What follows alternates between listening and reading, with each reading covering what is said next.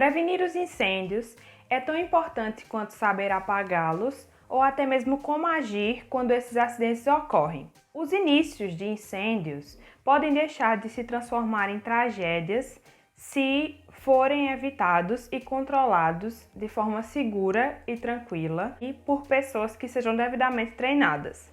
Na maioria das vezes, o pânico da situação e das pessoas tentando se salvar acaba fazendo mais vítimas do que o acidente em si.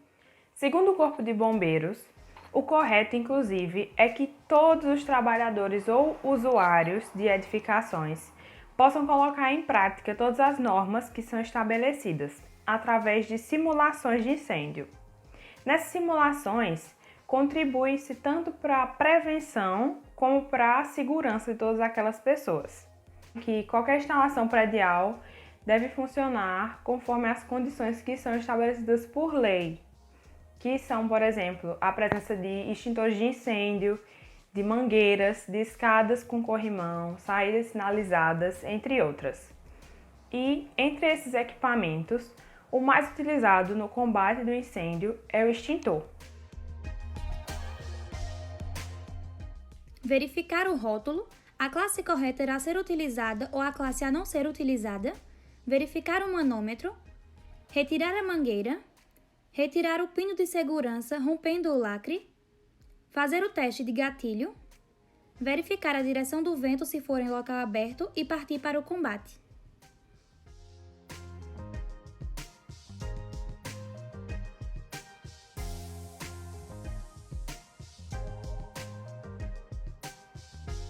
As regras básicas nos cuidados com incêndios são manter sempre à vista o telefone do Corpo de Bombeiros, que é 193, conservar as caixas de incêndios em perfeitas condições e também só utilizá-las em caso de incêndio, manter extintores em locais de fácil acesso e também fazer a revisão deles periodicamente, também fazer a revisão de instalações elétricas de prédios periodicamente, evitar o vazamento de líquidos inflamáveis, evitar locais com pouca ventilação, não colocar trancas nas portas de halls e elevadores, alertar sobre o ato de fumar em locais proibidos, como elevadores, e também sobre o ato de jogar fósforo ou ponta de cigarro acesos em qualquer lugar, aconselhar os trabalhadores sobre quando terminar a sua jornada de trabalho, verificar antes de sair se tem algum aparelho eletrônico ligado, como ar-condicionado, exaustores, estufas. Também, em caso de incêndio, informar imediatamente, o mais rápido possível, o Corpo de Bombeiros. Você pode falar na ocorrência qual é o local de mais fácil acesso para chegar até você e também quantas pessoas estão acidentadas. Nunca utilizar elevadores no momento de incêndio e também evitar aglomerações para não dificultar o socorro dos bombeiros. Falando um pouco agora sobre as normas de segurança, elas são estabelecidas por lei para as instalações em prédios, a manutenção e a conservação dessas redes elétricas. Tudo deve funcionar perfeitamente, porque qualquer indício de incêndio pode ser uma irregularidade, o que pode ocasionar descargas de curto-circuito. Toda e qualquer edificação, ela possui um projeto de circuito elétrico que dimensiona tipos e números de corrente ou de luz. Isso depende das suas características de consumo. Quando na presença de uma sobrecarga maior, a temperatura daquele local vai se elevar e pode causar o processo de fusão do fio ou até mesmo incêndio. E é por isso que todos os trabalhadores eles devem estar sempre atentos às normas básicas de segurança contra os incêndios, para evitar esse tipo de acidente. Prevenir é a palavra ordem e todos devem colaborar, porque é mais importante evitar um incêndio do que apagá-lo. Ao primeiro indício de incêndio, deve-se transmitir o alarme geral e imediatamente ligar para o Corpo de Bombeiros. Desligar a chave elétrica geral é importante caso ocorra um curto-circuito no local.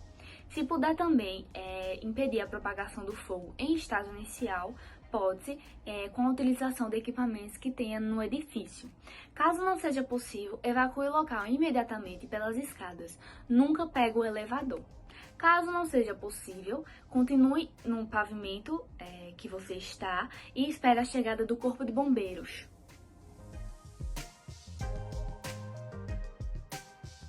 Eu vou citar algumas instruções complementares, mas que também são muito importantes sobre os incêndios. Incêndios domésticos tendem a se espalhar em uma velocidade alarmante. As coisas que estão ao seu redor podem desmoronar em cinzas em poucos segundos. E é por isso que você tem que agir no momento em que notar a presença do fogo, ou da fumaça, ou até de um alarme se na sua casa tiver. Se a sua casa tiver mais de um andar, é uma boa ideia adquirir escadas de incêndio e colocá-las em vários locais estratégicos no andar superior. Desse modo, se o andar de baixo estiver comprometido por um incêndio, você terá como escapar da residência. As pessoas morrem porque, em vez de sair para salvar suas vidas, elas tentam salvar todos os seus objetos de valor, como dinheiro, documentos e etc. A única preocupação deverá ser reunir a família e animais de estimação e tentar sair com segurança do local. As portas de madeira podem fornecer uma boa proteção contra a fumaça e o calor. Além disso, elas ajudam a impedir que o incêndio se espalhe. Uma boa estratégia para escapar de uma sala para outra é fechar as portas atrás de você e, ao mesmo tempo, tomar cuidado ao abrir outras portas, porque pode ter um fogo esperando por você do outro lado. Se você perceber que a maçaneta ou a própria porta está quente demais para tocar, ou que tenha fumaça passando por baixo da brecha, não abra a porta. Em situações críticas, feche-se no banheiro, mantendo a porta umedecida pelo lado interno e vedada com a toalha molhada. Durante o incêndio, o fogo em si não é o principal perigo. O que mata muito mais rápido do que as chamas é a fumaça, que é um poderoso irritante para o nariz, olhos e garganta, e o seu cheiro é nauseante. A inalação dela pode prejudicar irreversivelmente os seus pulmões. A fumaça de um incêndio em uma casa é tóxica, uma vez que a queima de objetos liberam gases nocivos. E a inalação dessa fumaça faz com que o seu corpo deixe de receber o oxigênio suficiente e, dependendo do calor e da densidade dela, você pode perder a consciência e morrer devido a dano cerebral. Se a situação permitir, você pode fazer uma máscara de gás artesanal que funcionará como respirador. Pegue uma garrafa de plástico ou recipiente grande o suficiente para cobrir o seu rosto e corte o fundo.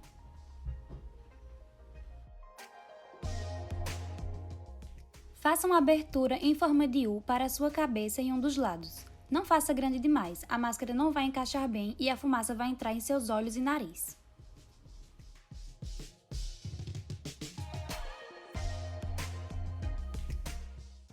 Pegue uma esponja de cozinha e molhe-a com água. Depois disso, empurre a esponja no gargalo da garrafa para servir como um filtro. Depois é só retirar a tampa. O respirador não é perfeito, mas lhe dará um tempo precioso para sair de casa. Se você não tiver os materiais necessários à mão, coloque um pano úmido de modo que cubra a boca e o nariz. Se você tiver tempo, tire as roupas de materiais sintéticos, pois quando são atingidas pelo fogo, derretem e grudam na sua pele, causando queimaduras graves. Troque essas roupas por algo feito de algodão ou lã. Se ainda assim suas roupas pegarem fogo, pare o que está fazendo, caia no chão e comece a rolar até que o fogo apague.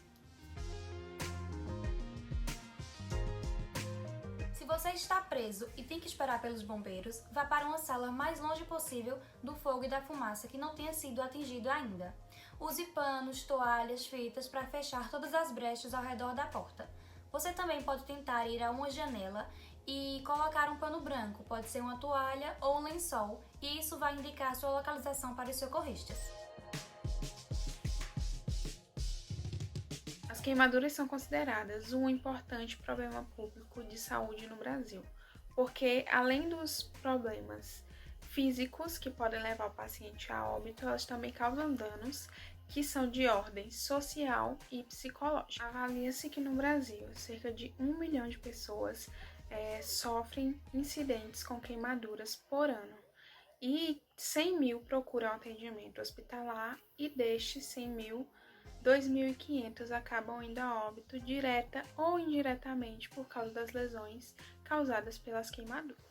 As queimaduras podem se constituir em lesões complexas, porque além de causar danos aos tecidos, elas também causam lesões que prejudicam a manter a temperatura corporal, a habilidade manual, a função articular, a aparência física e também tem traumas associados mais frequentes em lesões internas, traumas fechados, traumatismo craniano, fraturas múltiplas e lacerações graves.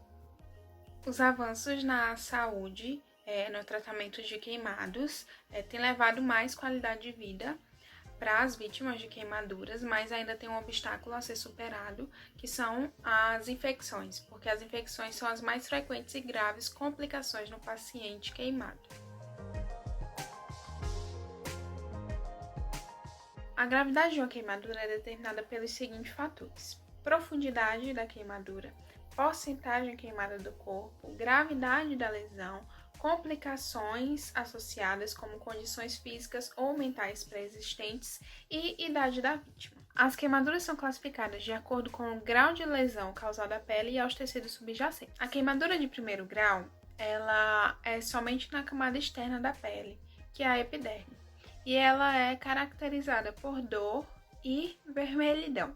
Queimaduras de segundo grau, elas envolvem as camadas da epiderme e da derme da pele e elas são caracterizadas por dor, vermelhidão, inchaço e bolhas. As queimaduras de terceiro grau envolvem todas as camadas da pele, incluindo gordura subcutânea, músculos e ossos, e são caracterizadas por aspecto de couro ressecado, carbonizada e esbranquiçada.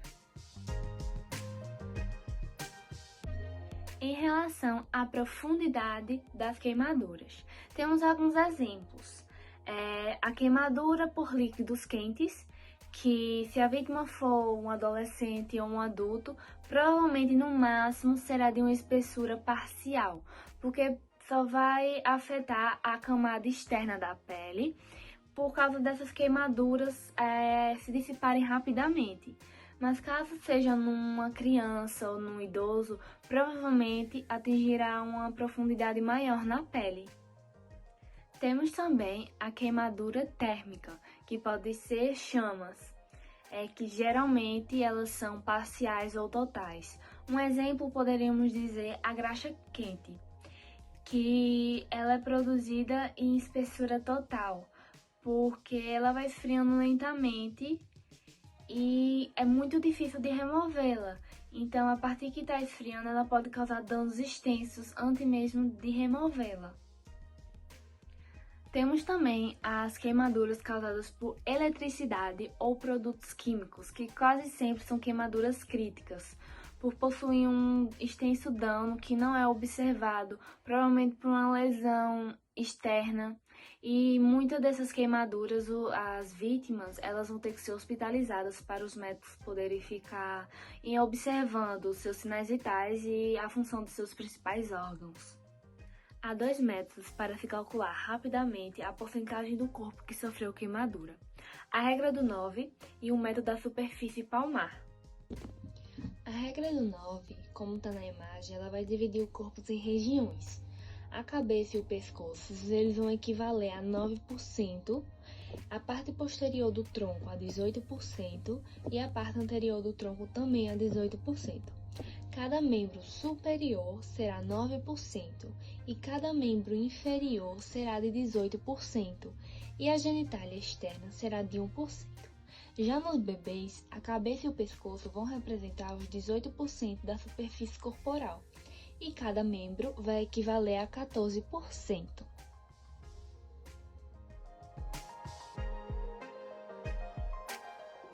A gravidade da queimadura se baseia em sua profundidade, extensão, que é a porcentagem da superfície corporal queimada, e localização. As queimaduras podem ser classificadas como leves, moderadas ou graves. Sempre que uma queimadura envolve pés, mãos, face, vias aéreas ou genitália, é considerada crítica em decorrência do potencial de perda de função. Qualquer queimadura que envolva completamente a circunferência de um membro, pescoço ou tórax deve ser levada muito a sério, pois essas queimaduras podem agir como um torniquete e interromper a irrigação sanguínea para o membro inferior, estrangular a vítima ou impedir a expansão torácica. As pessoas portadoras de doenças mais sérias, como distúrbios cardíacos ou diabetes, apresentam uma reação mais grave diante das queimaduras, até as de menor grau. A idade da vítima também pode ser um fator agravante. Crianças com menos de 5 anos e adultos com idade superior a 55 anos tendem a reagir pior a uma queimadura. Um problema adicional é a imunidade. O sistema imunológico não está completamente desenvolvido em uma criança pequena e, em geral, está comprometido nos idosos. As queimaduras mais comuns são as queimaduras térmicas, que são as produzidas por chamas, e as queimaduras resultantes de irradiação, que são as causadas pelo sol, por exemplo. É improvável que a vítima vá ir a óbito pela queimadura em si. Geralmente, várias complicações podem surgir, mas por infecções, por alguma contaminação, por perda de líquido através da queimadura ou por desidratação e complicações nas vias respiratórias. É importante que o socorrista foque tanto em cuidar da queimadura quanto avaliar o paciente para saber se ele não teve nenhum outro tipo de comprometimento e livrar o paciente tanto da dor da queimadura, mas também do risco de contaminação e do risco de, no caso, um problema respiratório, uma parada respiratória ou cardíaca por decorrer da queimadura. Independente do tipo de queimadura ou lesão, existem algumas diretrizes básicas para serem seguidas. Primeiro, é afastar a vítima da fonte da queimadura, ou seja, levar ela para longe do foco de incêndio, do sol ou do que causou aquela queimadura. E também de uma forma que ela não inale a fumaça do local, no caso de incêndio. Também é importante eliminar a causa da queimadura, no caso de incêndio, que o incêndio seja apagado ou que o fogo seja apagado. Depois, lavar a queimadura é essencial, principalmente em água corrente. Em quarto lugar, avaliar as funções vitais e aplicar o tratamento necessário no caso de complicações tanto cardíacas como respiratórias. Quinto, acionar o sistema de socorro, no caso, o SAMU. Em sexto, continuar as avaliações no paciente a cuidar da queimadura por enquanto você espera a ajuda. No caso, enquanto o SAMU estiver a caminho, você vai continuar colocando água corrente na queimadura e avaliando os sinais vitais do paciente. O atendimento inicial a uma vítima de queimadura consiste primeiro em parar o processo de queimadura. O primeiro passo deve ser usar água em temperatura ambiente. O segundo passo deve ser cobrir a área queimada com um curativo para diminuir a dor, a contaminação e a perda de calor. Se a área queimada for superior a 10%, ela é considerada uma queimadura moderada e grave. Então, ela deve ser tratada com um curativo estéril e limpo, seco e volumoso, aplicando bandagem frouxa sobre ele.